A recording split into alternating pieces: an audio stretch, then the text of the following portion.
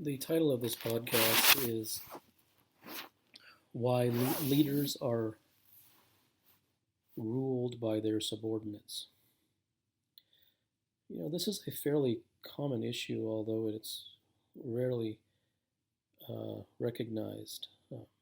It certainly is recognized within uh, the hearts of leaders who feel this sort of imprisonment.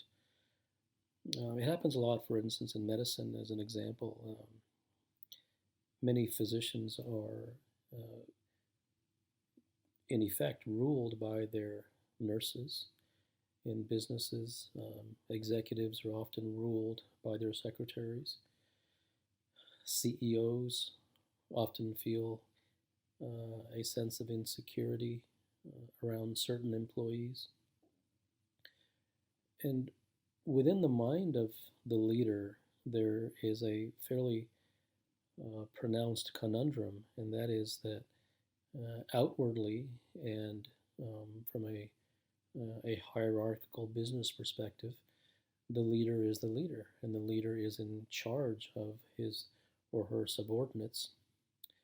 Um, but this is in direct contrast to the feeling that he or she sometimes has that there is a particular level of insecurity or fear uh, with regard to one's secretary or with regard to a particular employee. And that leader often feels sandwiched in between these two ideas, one being that he or she should not feel fear because the person is in fact the leader and the subordinate is the subordinate. And on the other hand, there is an undeniable feeling that one is in fact afraid or feels enslaved by the subordinate. So where you have these two, a confluence of these two uh, contrary elements, the individual feels trapped in between them. It is very difficult, almost impossible, to admit to another person from an egoic perspective that he or she is afraid of their subordinate. And it is, in many ways, even more difficult to admit to oneself that one is afraid of their subordinates. Because once something is stated, either as a deliberate conscious thought or verbally to oneself, then it enters the domain of reality. It becomes documented in the fabric of reality. And once that step is taken, it cannot be reversed. As long as it is a passing thought, one can suppress it and one can deny it. But as soon as it is stated with full conscious effort to one's own self, then there's no turning back. And that's why it is very difficult for human beings in general to be completely honest with themselves. This is confounded by, and in very many ways created by, rules. So, why is it that fear of someone should cause problems? Well, the rules say that you are the leader and therefore you should lead.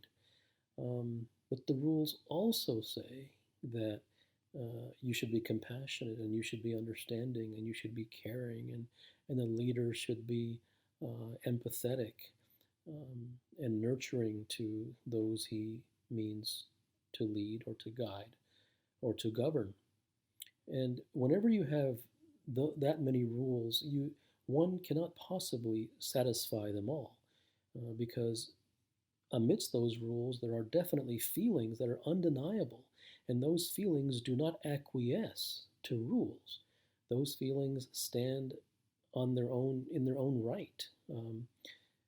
They don't succumb to rules. Only the intellect likes to adhere to rules. So, what is a person to do who feels a sense of fear of their subordinates?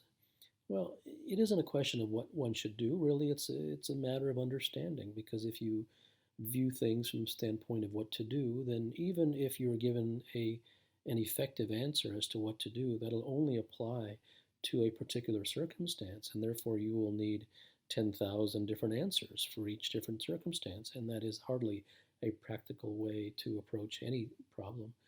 Whereas if one approaches things from the level of understanding, then that understanding becomes pluripotent and it applies to all things. It's very nimble and liquid and fluid and customizable to various different situations. So the understanding is that first and foremost, it is crucial to be honest with oneself. Now, is that a rule? No, it's not a rule. It is a complete necessity uh, because rules are based upon morality and societal tenets and shoulds and should nots and uh, righteous sort of ideas. Whereas understandings, things that are necessary, are based upon the way things are. And if they are not done that way, then problems occur, not created by society, but by nature. So if one is honest with oneself, then most problems begin to actually go away. In fact, it is precisely because one is not honest with oneself that they are in fact afraid or intimidated by a certain subordinate that perpetuates the problem. Uh, if one is completely honest with oneself that this person makes me uneasy, even though this person is quote below me from a hierarchical standpoint, uh, the fact is, I'm a human being, and that person's a human being, and we're human beings before we are CEO versus employee. Uh, and as a human being, um, CEO though I may be, leader though I may be, um, this person causes some fear within inside of me. The very admission of that fact to oneself changes the game because now that person is not playing a reactive game. Now that person isn't looking for a solution. That person is defining the problem. So once one is honest with oneself that this employee makes me nervous, then the the most important thing is to understand what is it that one truly fears. Well, this is where things become interesting. No one really fears another. Human beings fear themselves. What does that mean? I'll explain. Um, Human beings fear what their reaction will be to the reaction of the other person. This is what they fear. Human beings also fear the feeling that they will have once the other person makes the reaction that he or she is predicted to make.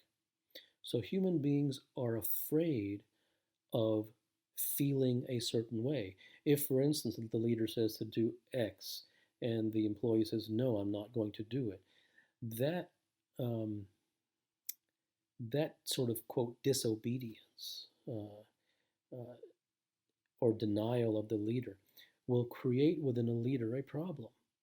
Uh, One is embarrassment. Another is the feeling that he or she uh, did not adhere to his authority. Um, that will then lead to questions of what he or she should do, which will then lead to questions of, well, if he reacts in a certain way, then will the reaction be looked upon as simply retaliation or something that was done that was necessary? So a whole litany of things will come into the leader's mind. And so the leader does not want to feel cornered. The leader does not want to feel um, that his word was not listened to because that will create further insecurity within him. So, what we are afraid of, what all humans are afraid of, are the negative feelings that will arise from situations. Um, the the person who plays a sport, the athlete who plays a sport, the reason that he fears losing is because he he doesn't fear the losing itself. He fears the fear that, well, he fears the feeling that the losing creates, not the loss itself. So there are so many things that happen within the mind of a leader, um, that to which he is reacting to on a constant basis, that he does not even recognize or realize that he is reacting to, because the things that he's reacting to are never even seen. And the reason they are never seen is because he lives in a society, in a culture that promotes action as opposed to incisiveness. It it promotes prescription as opposed to introspection. It is precisely in the seeing of things that one becomes free. It is precisely in the doing of things that one remains bound. So if a leader wishes to create pure actions, and as a result of those pure actions, to live in a place of peace within himself, so that his actions can continue to be pure and effective, then he will have to arrive at a point in which he recognizes that every one of his actions are motivated by a particular stimulus, and that stimulus is within him.